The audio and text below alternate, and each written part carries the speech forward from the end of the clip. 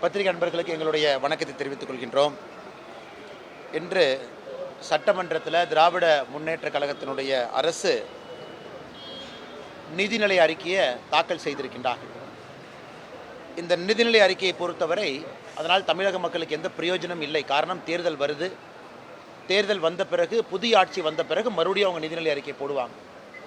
எந்த பிரயோஜனம் இல்லை என்றாலும் கூட கடந்த 4 ஆண்டுகளில் திராவிட முன்னேற்ற கழகம் எந்த அளவுக்கு பாதையை கடந்து வந்திருக்கின்றார்கள் என்பது வெட்ட வெளிச்சமாக இந்த நிதிநிலை அறிக்கையில் பார்க்கலாம். முதல்ல ஆரம்பிக்கணும்னா, நடந்து முடிந்த ஃபினான்ஷியல் இயர் 2025-26 முடிஞ்சிருக்கு. இன்னைக்கு வரைக்கும் நம்முடைய கடன் என்பது 9,29,000 கோடி, 9,29,000 crore, 9,29,000 கோடி. அடுத்த ஆண்டு 2026-27 அடுத்த ஃபினான்ஷியல் இயர் முடியும் பொழுது மொத்த கடன் என்பது 10,62,000 கோடிக்கு போயிருக்கும். அப்போ ஒரே ஆண்டில் திராவிட முன்னேற்ற கழகத்தினுடைய அரசை பொறுத்தவரை இதை சமாளிக்கணும் அப்படின்னா 1,33,000 கோடி கடனை ப்ரொஜெக்ட் பண்ணுறாங்க. ஒரே ஆண்டில் 1,33,000 கோடி கடன் வாங்கணும். இந்த நிதிநிலை அறிக்கையில் தமிழகம் 10 லட்சம் கோடி ரூபாய் கடனை தாண்டி 10,62,000 கோடிக்கு போயிருக்கும். ஒரு ஆட்சி இருக்குன்னா கடனை குறைக்கணும். அந்த மாநிலத்தினுடைய பொருளாதார அடிப்படையில் அந்த கடன் குறைஞ்சிருக்கணும். டெப்ட் டு ஜிடிபி ரேஷியோன்னு சொல்லுவோம். அதுவும் தமிழகத்தில் குறைந்தபாடில்லை. கடனை அதிகமாகக்கூடிய ஆட்சி. போன ஆண்டு நிதிநிலை அறிக்கை கொடுத்த பொழுது மாநிலத்தினுடைய ரெவென்யூ ரெசிப்ட், அதாவது மாநிலம் எந்த அளவுக்கு வருமானத்தை ஈட்டி இருக்கிறாங்க அப்படிங்கிறத ரெவென்யூ ரெசிப்ட்னு சொல்லுவோம். அது ரொம்ப முக்கியமான ஒரு புள்ளி விவரம். திராவிட முன்னேற்ற கழகம் போன ஆண்டு நிதிநிலை அறிக்கையில் இந்த ஆண்டு ரெவென்யூ ரெசிப்ட் 3,31,569 கோடி ரூபாய் ஈட்டுவோம் என்று சொன்னார்கள். அதாவது இந்த ஒரு வருஷம் முழுவதுமே 3,31,000 கோடி ரூபாய் வருமானத்தை ஈட்டுவோம். ஆனால் 3,09,000 கோடி தான் வருமானத்தை ஈட்டி இருக்கிறாங்க. அப்படி என்றால் இந்த ஒரு ஆண்டு காலத்தில் போன நிதிநிலை அறிக்கைக்கும் இந்த நிதிநிலை அறிக்கைக்கும் அவங்க கிட்டத்தட்ட சொன்னபடி 21,871 கோடி குறைவாக வருமானம் ஈட்டியிருக்கின்றார்கள். அப்படி என்றால் இது வருமானம் ஈட்டாத ஒரு அரசு, கடனை வாங்கி செலவு செய்யக்கூடிய அரசு என்பது நமக்கு ஊர்ஜிதமாகுது. ஹையர் எஜுகேஷன், காலேஜ் ஹையர் எஜுகேஷனுக்கு பட்ஜெட் போட்டிருக்கிறாங்க 8,505 கோடி. ஆனால் போன பட்ஜெட்டுக்கும் இந்த பட்ஜெட்டுக்கும் பார்த்தீங்கன்னா இது வெறும் 11 கோடி மட்டும்தான் அதிகம். அண்ணா பல்கலைக்கழகத்தை புதுப்பிக்க போகிறோம், அதுக்கு நாங்கள் 1,380 கோடி ரூபாய் செலவு செய்ய போகிறோம்னு சொல்கிறாங்க இதே நிதிநிலை அறிக்கையில். ஆனால் உயர்கல்வித்துறையினுடைய பட்ஜெட்டை வெறும் 11 கோடி ரூபாயை உயர்த்திவிட்டு அண்ணா பல்கலைக்கழகத்தினுடைய புதுப்பிப்புக்கு 1,380 கோடி ரூபாய் நாங்கள் கொடுப்போம்னா பணம் எங்கிருந்து வரும்? அது ஒரு ஏமாற்று வேலை. ரொம்ப ஆச்சரியம் என்னென்னா, திராவிட முன்னேற்ற கழகம் ஆட்சிக்கு வந்த பொழுது cross enrolment in higher education, அதாவது 12ஆம் வகுப்பை தாண்டி மேலே படிக்கக்கூடியவங்க இந்தியாவில் தமிழகம் அதிகமாக 49 விழுக்காடு இருந்தது cross enrolment in higher education. இந்த நிதிநிலை அறிக்கை பார்க்கும் பொழுது அது 47 விழுக்காடுக்கு வந்திருக்கு. அப்படின்னா 2% இந்த திராவிட மாடல் ஆட்சியில் 2% மேற்படிப்பு படிக்கக்கூடிய மாணவர்களுடைய படிப்பு என்பது 2 விழுக்காடு மொத்தமாக குறைந்திருக்கிறது. அது மட்டும் இல்லைங்க, இன்னைக்கு விபி ராம்ஜி இந்த 100 நாள் வேலைவாய்ப்பு திட்டம் என்பது 125 நாள் வேலைவாய்ப்பு திட்டமாக விபி ராம்ஜியாக மாறியிருக்கிறது. போன ஆண்டு 29,000 கோடி 29,465 கோடி ஒதுக்கிய திமுக அரசு இந்த ஆண்டு வெறும் 28,687 கோடி ஒதுக்கி இருக்கிறாங்க. எதற்காக இதை கேட்குறேன் அப்படின்னாங்க, இன்னைக்கு திராவிட முன்னேற்ற கழகத்தை பொறுத்தவரை 150 நாள் கொண்டு வருவோம் என்று சொன்னார்கள். இன்னைக்கு அதைவிட குறைவாக ஒதுக்கி இருக்கின்றார்கள். 40% விபி ராம்ஜியினுடைய பட்ஜெட்டை மாநில அரசு கொடுக்கணும். இதிலிருந்தே தெளிவாக தெரிகிறது தமிழ்நாட்டில் இவங்க இந்த 125 நாள் வேலைவாய்ப்பு என்பது வெறும் ஒப்புகை சப்பானியாக மட்டும்தான் பேசிக் கொண்டிருக்கின்றார்கள். அடுத்து கலைஞர் கைவினை திட்டம். கலைஞர் கைவினை திட்டம் உங்களுக்கு தெரியும். மத்திய அரசு நாம் ஒரு திட்டத்தை கொண்டு வந்தோம், கைவினை கலைஞர்களுக்கு நம்ம லோன் கொடுக்குறோம்னு. அந்த கலைஞர் கைவினை திட்டத்தில் வெறும் 23,879 பேர் தான் அப்ளிகேஷனை கொடுத்துருக்குறாங்க. ஆனால் மத்திய அரசு இந்த திட்டத்தை கொண்டு வந்த பொழுது மு.க. ஸ்டாலின் அவங்க அதை நிறுத்தி வச்சாங்க. அப்போவே பல லட்சம் மக்கள் இந்த திட்டத்திற்கு அப்ளிகேஷன் கொடுத்துருந்தாங்க. மத்திய அரசினுடைய போர்ட்டலில் பல லட்சம் பேர் ரெஜிஸ்டர் பண்ணாங்க. எனக்கு தெரிஞ்சு தோராயமாக 8 லட்சத்துக்கும் சராசரியாக இந்த ரெஜிஸ்ட்ரேஷன் இருந்துச்சு தோராயமாக.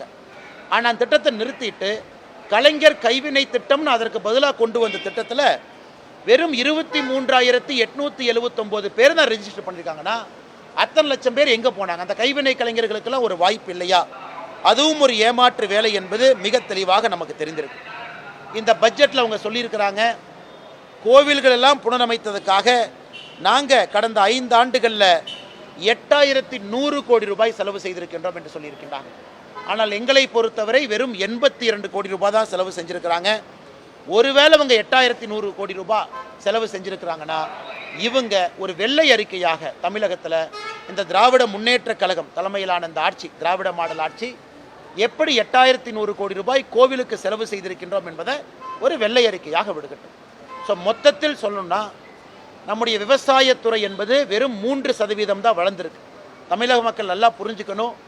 குஜராத்தில் மோடி அவர்கள் ஆட்சியில் இருந்த பொழுது 10 ஆண்டு காலம் வருடத்திற்கு 10 விழுக்காடு விவசாயம் வளர்ந்துச்சு. வெறும் 3 விழுக்காடு மட்டும்தான் விவசாயத்தை வளர்த்திருக்கிறாங்க.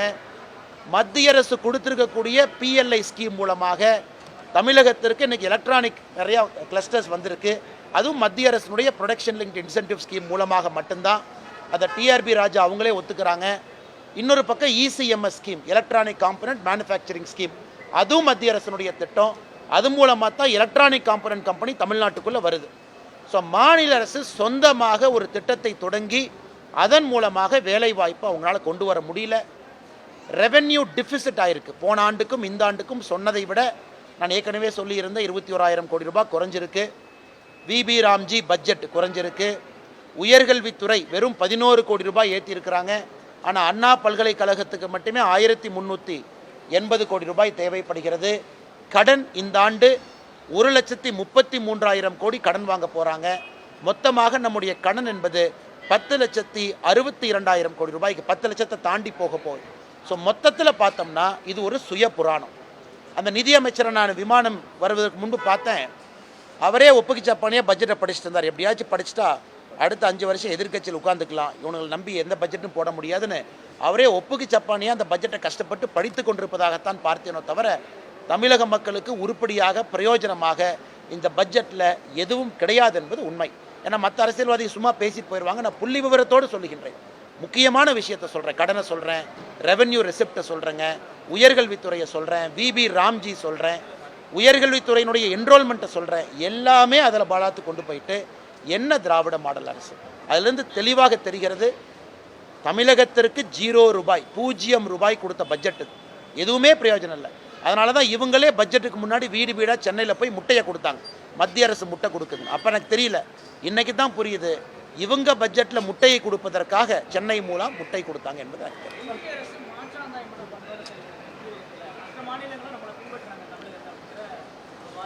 ஆனால் அவங்க எந்த அளவுக்கு போயிட்டாங்கன்னா, இந்த வருஷம் ஒன்றிய அரசு அப்படின்னு இவங்க சொல்லக்கூடிய நம்முடைய மத்திய அரசு அவங்க பட்ஜெட்டில் நாம் லேடிஸ் ஹாஸ்டல் ஸ்டெம் இன்ஸ்டிடியூஷனில் மாவட்டத்துக்கு ஒன்றுனா உடனே முதலமைச்சர் ஒரு புருடா விட்டார். தமிழ்நாட்டை பார்த்து காப்பிடிச்சிட்டாங்க பாருங்கள், நாம் தான் தோழி விடுதி பண்ணோன்னு. ஆனால் எத்தனை பேர்த்துக்கு தெரியும் மத்திய அரசினுடைய சஹி நிவாஸ் அப்படிங்கிறது தான் தமிழகத்தில் தோழி விடுதின்னு ஒரு ஸ்டிக்கர் ஒட்டி மத்திய அரசு கொடுக்கக்கூடிய பணத்தை அந்த தோழி விடுதிக்கு பயன்படுத்துகிறாங்க. இந்த பட்ஜெட்லேயும் தோழி விடுதியை பற்றி பேசியிருக்காங்க. ஆனால் தப்பு இல்லை, கொண்டு வாங்க. ஆனால் மத்திய அரசு அக்னாலேஜ் பண்ணுது. இது மத்திய அரசு திட்டம்னு சொல்லுங்கள். நீங்கள் சொல்கிறீங்க கலைஞர் கனவு திட்டம், கனவு இல்லம் திட்டம்ங்கிறீங்க. அது மத்திய அரசினுடைய திட்டம் இல்லையா? மத்திய அரசு அதுக்கு பணம் கொடுக்கலையா? அதனால் வெறும் பொய்யை பேசி பேசி நீங்கள் சொல்லாட்டி கூட பரவாயில்ல. இந்த முறை மத்திய அரசினுடைய பட்ஜெட்டில் இந்த லேடிஸ் ஹாஸ்டலை இந்தியா முழுவதும் கொண்டு வரும்போது ஒரு திமுக அமைச்சர் சொன்னார், பாருங்க நம்ம தோழி விடுதியை எல்லா பக்கம் கொண்டு போகிறாங்க. இதுதான் திராவிட மாடல் ஆட்சியினுடைய சாதனை. மத்திய அரசினுடைய சஹி நிவாஸ் திட்டத்தை எடுத்து தோழி விடுதியின் பேரை மாற்றி அதை மறுபடியும் மத்திய அரசின் மீது பழிய போடுறாங்க. அதனால் மொத்தமாக சொல்ல வேண்டும் என்றால் மத்திய அரசு நிறைய கொடுக்குறாங்க. நீங்கள் போய் கையெழுத்து போட்டு PM ஸ்ரீ ஸ்கூல் வருவதற்காக கையெழுத்து போட்டு கேரளா கையெழுத்து போட்டு வாங்கியிருக்கின்றார்கள். ஒரு மாநிலமும் போடும் பொழுது சொன்னதை மாற்றி பேசி திரும்ப வந்து இன்றைக்கும் தர்மேந்திர பிரதான் அவர்கள் சொல்வது என்ன? MOUவை சைன் பண்ணுங்க, பணத்தை வாங்கிக்கங்க. மத்திய அரசை பொறுத்தவரை எங்கேயும் மாற்றாந்தாய் மனப்பான்மையோடு அணுகவில்லை. மாநில அரசு தான் வேண்டுமென்றே மத்திய அரசின் மீது ஓர வஞ்சனையோடு தமிழகத்திற்கு எதுவும் வரக்கூடாது. இன்றைக்கி நான் சொல்கிறேங்க, இதே பட்ஜெட்டில் தங்கம் தென்னரசு அவங்க சொல்கிறாங்க மதுரைக்கு கோயம்புத்தூருக்கு மெட்ரோ ரயில் இல்லை அப்படின்னு. மத்திய அரசுனால மெட்ரோ ரயில் இல்லை. நான் கேட்குறேன், மத்திய அரசு டீட்டெயில்டு ப்ராஜெக்ட் ரிப்போர்ட்டை மாற்றி கொடுங்கன்னு கேட்ட பிறகு 5 மாதம் ஆச்சு, 4.5 மாதம் ஆச்சு. நீங்கள் டீட்டெயில்டு ப்ராஜெக்ட் ரிப்போர்ட்டை சப்மிட் பண்ணீங்களா? சப்மிட் பண்ணது என்ன தேதி அப்படிங்கிறது தமிழக மக்களுக்கு சொல்லுங்கள். அதை சொல்லாமல் சட்டப்பேரவையில் கோயம்புத்தூருக்கும் மதுரைக்கும் மெட்ரோ ரயில் வராது காரணம் மத்திய அரசுன்னு இன்றைக்கும் இந்த பட்ஜெட்டில் அண்ணன் தங்கம் தென்னரசு அவர்கள் ஒரு பைய சொல்கிறாங்க. இதை எப்படி ஏற்றுக்க முடியுங்கண்ணா? வேளாண் துறை பட்ஜெட்டில் நல்லா வந்திருக்குன்னு சொல்லி வேளாண் துறை அமைச்சர் நான் டேட்டா கொடுக்குறேங்கன்னா என்னென்ன ஒரு பட்ஜெட் கொடுக்குறாரு? 3% தான் வளர்ச்சி. விவசாயத்தை பொறுத்தவரை திமுக ஆட்சிக்கு வந்துட்டாங்க, திமுக ஆட்சியிலேருந்து போகிறாங்க. இந்த 5 வருஷத்துக்கான வந்ததுக்கும் இன்றைக்கி இருக்கக்கூடிய வளர்ச்சி பாருங்கள். ஆவரேஜாக ஒரு வருஷத்துக்கு 3% வளருது. 21 22 3, 22 23 3, சராசரியாக 3% மட்டும்தான் வளர்ச்சி இருக்கக்கூடிய வேளாண்மை. ஆனால் எம்ஆர்கே பன்னீர்செல்வம் அவங்க எதுக்கு தனியாக ஒரு பட்ஜெட் போடுறாங்கன்னு எனக்கு தெரியல. வெறும் 3% வளரக்கூடிய வேளாண் துறை பட்ஜெட்டு, அதில் வேளாண் துறையினுடைய வயிற்றில் அடிக்கக்கூடிய ஒரு துறைக்கு எதுக்காக தனி பட்ஜெட்டு? அதனால் வெள்ளை அறிக்கை விடட்டும். நீங்கள் அதிகமாக வளர்ந்துருக்குன்னா என்ன வளர்ந்துருக்குன்னு சொல்லுங்கள். தமிழ்நாட்டில் என்ன உற்பத்தி, வேளாண் துறையினுடைய என்ன உற்பத்தி வளர்ந்துருக்கு? ஓவரால் நான் சொல்வது ஒட்டுமொத்தமாக வேளாண் துறையினுடைய வளர்ச்சி என்பது சராசரியாக வருடத்திற்கு 3% மட்டும்தான். அதை மாற்றி நம்பரை டிங்கர் பண்ணி அந்த வேளாண் துறையினுடைய ஒரு 3 பொருளை மட்டும் எடுத்து அது வளர்ந்ததா சொல்லாதீங்க. மொத்தமாக வேளாண் துறையினுடைய வளர்ச்சியை நம்ம பேசிகிட்டு இருக்கோம்.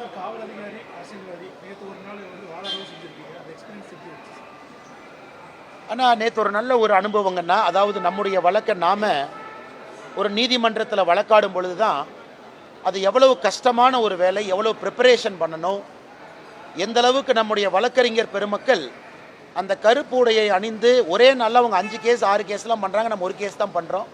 அதனால் வழக்கறிஞர்கள் நண்பர்கள் மீது எனக்கு தனிப்பட்ட ஒரு மரியாதை மதிப்பு அதிகமாக இருக்குது. அதே போல் எனக்கும் ஒரு பெரிய அனுபவம், கற்றுக்கொள்வதற்கு ஒரு வாய்ப்பு. இந்த கிராஸ் எக்ஸாமினேஷன் முடியல, இன்னும் இது தொடரும்.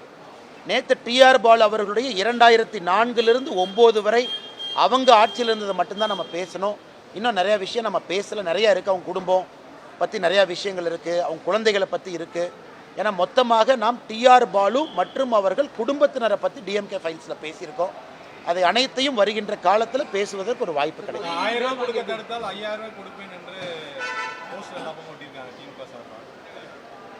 ஆனால் திராவிட முன்னேற்ற கழகத்தை பொறுத்தவரை பீகாரில் 10,000 ரூபாய் பெண்களுக்கு கொடுக்கப்பட்டது.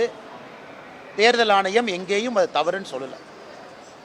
ஏன்னா அது ஒரு ஸ்கீமாக கவர்மெண்ட் அறிவித்து கொண்டு வந்தாங்க. மகாராஷ்டிராவில் 2100 ரூபாய் நம்முடைய சகோதரிகளுக்கு கொடுக்கப்பட்டது, அதையும் தேர்தல் ஆணையம் தடுக்கலை. இவங்க இன்னைக்கு சொல்லட்டும், இந்தியாவில் வேறு ஏதாச்சும் ஒரு மாற்று கட்சி நண்பர்கள் மோடி அவர்கள் ஆட்சிக்கு வந்த பிறகு எங்கேயாச்சும் மத்திய அரசு தடுத்திருக்காங்களா? ஏன்னா தேர்தல் ஆணையத்தை பற்றி நாம் பதில் சொல்ல முடியாது, இண்டிபெண்டன்ட் ஏஜென்சி. தேர்தல் ஆணையமும் தடுக்கலை. அப்படி இருக்கும் பொழுது இவராக ஒரு புரளியை கிளப்பி, இவராக கோடை காலத்திற்கு 2000 ரூபா கொடுக்குறோன்னு இவராக கிளம்பி, இதுக்கு முன்னாடி தமிழ்நாடு கோடை காலத்தில் எத்தனை பேர் இறந்துருக்கிறாங்க? அந்த கோடை காலம் ஞாபகத்துக்கு இல்லையா? 2001 2 அந்த காலகட்டத்தை விடுங்க, 21 22 23 24 எதுவுமே இல்லாமல் இவர் 5000 ரூபாய் கொடுப்பதற்காக கொடுங்க. பெண்களுக்கு போகிற எந்த பணத்தையும் யாரும் தடுக்க போவதில்லை. 1000 ரூபா அறிவிச்சிருக்கிறீங்க, 1000 ரூபா கொடுங்க. நம்முடைய கூட்டணி 2000 ரூபாய் அறிவித்திருக்கின்றோம். ஏப்ரலுக்கு பிறகு நாங்கள் 2000 ரூபா கொடுக்குறோம். அறிவிச்சதை கொடுங்க. ஆனால் மத்திய அரசு தடுக்க போகிறாங்கன்னு எங்களின் மீது பொய்யை சொல்லி எதற்காக கொடுக்குறீங்க என்பது தான் எங்களுடைய கேள்வி. அறிவிச்சதை கொடுங்க, கோடை காலத்துக்கு கொடுக்கணுமா அதையும் கொடுங்க, மக்கள் சந்தோஷமாக வாங்கிக்கிட்டோம். ஆனால் இந்த ஆண்டு மட்டும்தான் கோடை காலம் தெரிஞ்சதா, போன ஆண்டு தெரியலையா என்பதும் எங்களுடைய கேள்வி. கடந்த 2 மாசம் மட்டும் 9000 ரூபாய் வந்து ஒரு குடும்பத்துக்கு கொடுத்துருக்காங்க. அதாவது பார்த்தீங்கன்னா பொங்கல் தொகை 3000 ரூபாய், மகளிர் உரிமை 4000 ரூபாய், இந்த மாதம் 5000 ரூபாய், கிட்டத்தட்ட 9000 ரூபாய் கொடுத்துருக்காங்க. இதுக்கான தொகை கொடுத்ததுக்கான காரணம் என்னன்னு நினைக்கிறீங்க? தேர்தல் தான் நினைக்கிறீங்க? கொடுக்கட்டுங்கண்ணா, பொங்கலுக்கு வந்து மக்களுக்கு கொடுக்கணும் தவறு இல்லை, மாதம் கொடுக்கணும் தவறு இல்லை, கோடை காலத்துக்கு கொடுக்கணும் தவறு இல்லை. ஆனால் திராவிட முன்னேற்ற கழகம் சொல்வது போல் இந்த கோடை கால எலெக்ஷன் வர கோடை காலத்துக்கு மட்டும்தான் கொடுப்போம், மற்ற கோடை காலம் கொடுக்க மாட்டோம் என்பது சொல்வதெல்லாம் அரசியல் என்பதைத்தான் மக்கள் மன்றத்தில் வைக்கிறோம். அதே நேரத்தில் நாம் புரிந்து கொள்ள வேண்டும், நாம் ஆட்சிக்கு வரும் பொழுது 2000 ரூபாய் என்று சொல்லியிருக்கின்றோம். அதையும் மக்கள் புரிந்து கொண்டிருக்கின்றார்கள். திராவிட முன்னேற்ற கழகம் கொடுத்திருக்கக்கூடிய அந்த 3000 5000 8000 ரூபாய் என்பது தேர்தலுக்காக மட்டும்தான் கொடுக்குறாங்கன்னு மக்களுக்கு தெரியும். ஆனால் தேர்தல் முடிந்த பிறகு இன்னும் அதிகமாக தேசிய ஜனநாயக கூட்டணியுடைய ஆட்சியாளர்கள் கொடுப்பார்கள் என்பது மக்களுக்கு தெரியும். தொகை வந்து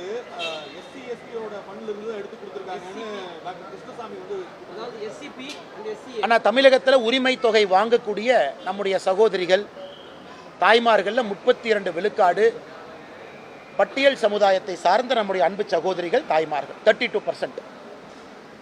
இதில் நம்ம நன்றாக புரிந்து கொள்ள வேண்டும், எஸ்சி/எஸ்டி சப்ளான், அதாவது பட்டியல் சமுதாயத்திற்கு பழங்குடி இனத்திற்கு கொடுக்கக்கூடிய சப்ளான் என்பது அவங்களுடைய டெவலப்மெண்ட்டுக்காக கொடுக்கக்கூடிய தனியாக வரக்கூடிய ஒரு பட்ஜெட். அது நேரடியாக அவர்களுக்கு அவர்களுடைய வளர்ச்சிக்காக பயன்படுத்தணும். ஆனால் இன்னைக்கு மாநில அரசு என்ன சொல்கிறாங்க, 32 விழுக்காடு இதில் எஸ்சி/எஸ்டியை சார்ந்த சகோதர சகோதரிகள் இருக்கிறனால இந்த பிளான் அப்படியே டைவர்ட் பண்ணி கொடுக்குறேன் அப்படிங்கிறது ஏற்புடையது கிடையாது. பொது பட்ஜெட்டிலிருந்து தான் நீங்கள் கொடுக்கக்கூடிய பணத்தை கொடுக்கணும். ஏன்னா நீங்கள் தேர்தல் வாக்குறுதி. எஸ்சி/எஸ்டி சப்ளான் என்பது அந்த சமுதாயத்தினுடைய வளர்ச்சிக்காக, உயர்வுக்காக, அவர்களுக்கு நல்ல திட்டங்களை கொடுப்பதற்காக கொடுக்கப்பட்டது. அதனால் ஏற்கனவே சொன்னது போல் அக்கௌண்டிங் ஃப்ராடு, இது அக்கௌண்டிங் ஃப்ராடுன்னு தான் சொல்லணும். மாநில அரசை பொறுத்த வரைக்கும் அக்கௌண்டிங் ஃப்ராடு பண்ணித்தான், இந்த மாயாஜாலத்தை காட்டித்தான் மக்களை ஏமாற்றி கொண்டிருக்கின்றார்கள். நாங்கள் வளர்ச்சி அடைந்துட்டோம், நாங்கள் 11% வளர்ச்சி அடைஞ்சோம். விவசாயத்தில் எவ்வளோ வந்தீங்க? 11%ல் மத்திய அரசுனால பிஎல்ஐனால எவ்வளவு, மத்திய அரசுடைய இசிஎம்எஸ் ஸ்கீம்னால எவ்வளவு, தமிழ்நாட்டுக்கு வந்திருக்கக்கூடிய மேனுஃபேக்சரிங் எத்தனை மத்திய அரசுடைய திட்டத்தை பயன்படுத்தி வந்தாங்க? எதுவுமே இல்லாமல் பொதுவாக வெறும் வார்த்தை ஜாலங்களையும் அக்கவுண்டிங் ஃப்ராடையும் வைத்து திராவிட முன்னேற்ற கழகம் ஆட்சியில் இருக்கிறாங்க. ஆனால் இந்த கடைசி பட்ஜெட்டில் இன்னொன்று எதிர்பார்த்தோம்.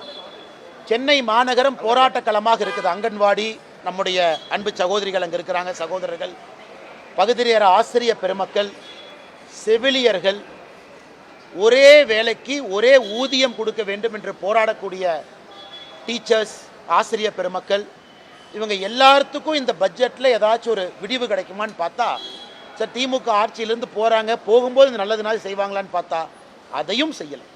அதனால் அவங்க போராட்டம் தொடர்ந்துக்கிட்டு தான் இருக்குங்கன்னா அது ரொம்ப ரொம்ப துக்ககரமான ஒரு விஷயந்தான். அவங்க ஏப்ரல் வரைக்கும் பொறுத்துக்கணும். ஏன்னா இன்னி அவர்கள் புரிந்து கொள்ள வேண்டும், பட்ஜெட்டில் அவங்களுக்கு இல்லைன்னா இன்னி அவர்கள் திமுகவை எதிர்த்து போராடுவது வேஸ்ட். அவங்க திமுகவை ஆட்சியிலிருந்து அகற்றுவதற்காக இவங்க எல்லோரும் உடன்பட்டு செயலாற்ற வேண்டும் என்பது என்னுடைய கோரிக்கை. அதாவது பகுதி நேர ஆசிரியர் பெருமக்கள், செவிலியர்கள், நான் சொல்வது எல்லாமே, டீச்சர்ஸ்லேருந்து எல்லாருமே, இன்னி அவர்களுக்கு அடுத்த 15 நாள் எதுவும் வரப்போகிறதில்லை. திமுகவை ஆட்சியிலிருந்து அகற்றி புதிய தேசிய ஜனநாயக கூட்டணி ஆட்சிக்கு வரும் பொழுது இதை செய்வார்கள் என்கின்ற நம்பிக்கை எல்லோருக்குமே இருக்குது. நாங்கள் செய்யவும் போகிறோம். அதனால் அவர்கள் திமுகவை ஆட்சியிலிருந்து அகற்றுவதற்காக அடுத்த 1 மாத காலம் வேலை செய்ய வேண்டுமோ தவிர, சுட்டரிக்கின்ற வெயிலில் சென்னையில் வந்து உட்கார்ந்து போராடுவது அவர்களுக்கு எந்த லாபமும் கொடுக்க போவதில்லை. பங்குன்னு கேட்குறாங்க. இன்னைக்கு மாணிக்கம் தாக்கூர் வந்து தலைமையோட ஒப்புதலோட தான் அதை நாங்கள் கேட்குறோம் அப்படிங்கிறதையும் சொல்லியிருக்காரு பிரஸ் மீட்ல. இது எப்படி பார்க்குறீங்கன்னா? ஆனால் இது ஆங்கிலத்தில் வந்து ஒரு பழமொழி சொல்லுவாங்க, hunting with the dog and chasing the rabbit அப்படிம்பாங்க. அதாவது நான் வேட்டை நாயோட சண்டை போடுவேன், ஆனால் வேட்டை நாய் பிடிக்க போகிற அந்த முயல் ரேபிட்டோடவும் நான் ஃப்ரெண்ட்ஷிப்பாக இருப்பேன் அப்படி. இன்றைக்கி திராவிட முன்னேற்ற கழகத்தை பொறுத்தவரை நேற்று காங்கிரஸ் கட்சியினுடைய தமிழக தலைவர் பெங்களூர் போய் அவங்களுடைய தலைவரை பார்த்து இவரை தூக்கு அவரை தூக்குன்னு லிஸ்ட்டை கொண்டு போகிறார். அவர் யாரை கட்சியிலிருந்து நீக்குன்னு சொல்கிறாமோ அவர் இங்கே வந்து இல்லை, எனக்கு ராகுல் காந்தி பர்மிஷன் கொடுத்தாரு, அதனால தான் பேசுகிறேன். இதெல்லாம் நடந்துகிட்டு இருக்கும்போது மணிசங்கர் ஐயர் கேரளாவுக்கு போகிறார். இங்கே காங்கிரஸ் ஆட்சிக்கு வரக்கூடாது, கம்யூனிஸ்ட் தான் ஆட்சிக்கு வரணுங்கிறாங்க. எனக்கு மணிசங்கர் ஐயரை போய் மைக்கில் நீட்டி நம்ம நண்பர்கள் கேட்குறாங்க, பத்திரிகை நண்பர்கள், என்ன ஏங்க சொன்னீங்க? நான் வந்து ராஜீவோட காங்கிரஸ்காரன், ராகுலோட காங்கிரஸ்காரன் இல்லைன்னு. அதனால் எனக்கே குழப்பமாக இருக்குது, இது எந்த காங்கிரஸ் கட்சின்னு. மணிசங்கர் ஐயருடைய ஸ்டேட்மெண்ட்டு, தமிழகத்தில் திரு பிரவீன் சக்கரவர்த்தி அவர்கள், திரு மாணிக்கம் தாக்கூர் அவங்க ஸ்டேட்மெண்ட்டு, இன்னொரு பக்கம் செல்வ பெருந்தை அவங்க ஸ்டேட்மெண்ட்டை பார்க்கும் பொழுது இது காங்கிரஸ் கட்சியே இல்லை, ஒரு 10 பேர் ஃபெவிகாலை சேர்த்து ஒட்டி ஒரு கட்சியை நடத்துகிறாங்க. அதனால் அவங்க என்னதான் தனியாக குதித்தாலும் கூட திராவிட முன்னேற்ற கழகம் ஆட்சிக்கு வரப்போதில்லை. ஆட்சிக்கு வந்தால் தானே அதிகார பகிர்வு, ஆட்சிக்கே வரப்போதில்லை எங்கள் அதிகார பகிர்வு. எல்லாம் பேசாமல் வீட்டில் உட்கார்ந்து சண்டை போடாமல் இருக்க வேண்டும் என்று காங்கிரஸ் கட்சி அன்போடு கேட்டுக்கொள்கிறேன்.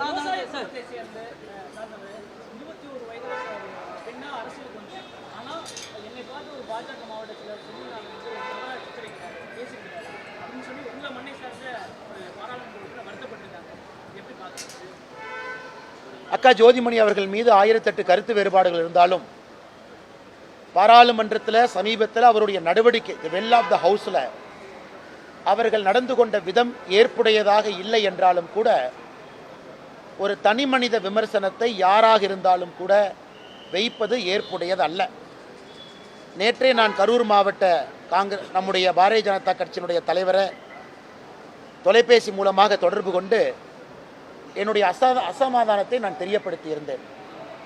அதே நேரத்தில் திரு ஜோதிமணி அவர்களுக்கும் தொலைபேசி மூலமாக நேற்று நான் தொடர்பு கொள்ள முயற்சித்தேன். அவங்க என் ஃபோன் எடுக்கலை, நிற்கிற கூப்பிடுவாங்க. இந்த மாதிரி என்னுடைய வருத்தத்தையும் பதிவு செய்வதற்காக. அது நிச்சயமாக அந்த பேச்சை ஒரு அரசியல் கட்சியில் இருந்து கொண்டு இன்னொரு தலைவரின் மீது ஆரோக்கியமான முறையில் குற்றச்சாட்டு வைக்கலாம். அதனால் அது ஏற்புடையது கிடையாது. நான் சார்ந்திருக்கக்கூடிய கட்சியினுடைய மாவட்ட தலைவரையும் தொலைபேசி மூலமாக தொடர்பு கொண்டு என்னுடைய அசமாதானத்தை நேற்றே நான் பதிவு செய்தேன். அதே நேரத்தில் திருமதி ஜோதிமணி அவர்கள்ட்ட என்னுடைய வருத்தத்தை பதிவு செய்வதற்கு நான் தொலைபேசி மூலமாக அழைத்தேன். அதனால் எனக்கு இதில் ஏற்புடையதில்லை. எலெக்ஷன் சீசன் ஆரம்பிக்குது, இனி மைக் அதிகமாக இருக்கும், எல்லாரும் மைக்கை பார்த்தோன்னே உணர்ச்சி வசப்படுவாங்க, ஏதோ பேசுவாங்க. அதனால் எல்லோருமே கண்ணிய குறைவாக பேசுவதை தவிர்த்து அட்டாக் பண்ணலாம், ஸ்ட்ராங்காக பேசலாம், ஆரோக்கியமாக பேசலாம். ஆனால் அது சரியான அந்த லக்ஷ்மண் ரேகாக்குள்ளே பேசணும் அப்படிங்கிறது என்னுடைய விருப்பம். ஏன்னா அடிக்கடி இதற்கு நாம் ஒரு வாய்ப்பு கொடுக்கக்கூடாது. ஏன்னா நம்முடைய ஃபோக்கஸ் மாறுது. எதை நோக்கி அரசியல் செய்கிறோம், யாரை நோக்கி அரசியல் செய்கிறோம், எதுக்காக அரசியல் செய்கிறோம் அப்படிங்கிறது மாறி வேற எங்கேயோ வண்டி போகுது. அதை தலைவர்கள் எல்லாரும் உணர்ந்து கொள்வார்கள் என்கிற நம்பிக்கை எனக்கு. சனாதனத்தை எதிர்த்து த்ரிஷா குறித்து வந்து நயினா நாகேந்திரன் பேசியிருந்தாரு. இந்த ஒரு கேள்விக்கு பதில் இது வந்து சனாதனம் உணர்ச்சி வசப்பட்ட உங்களுடைய அட்வைஸ் அவருக்கும் பொருந்துமா? ஆனால் இல்லைங்கன்னா நேற்று முன்தினம் எங்களுடைய மாநில தலைவரான நயினார் நாகேந்திரன் அவர்கள் கோயம்புத்தூர் வீட்டுக்கு வந்திருந்தாங்க. ரொம்ப நேரம் பேசிக்கிட்டு இருந்தாங்க. நேற்று செய்தியாளர் சந்திப்பில் எங்களுடைய மாநில தலைவரான நயினார் நாகேந்திரன் அவர்கள் பேசும் பொழுது நானும் அண்ணங்கிட்டதை பற்றி பேசினேன் அப்படிங்கிற குறிப்பை சொல்லியிருந்தாங்க.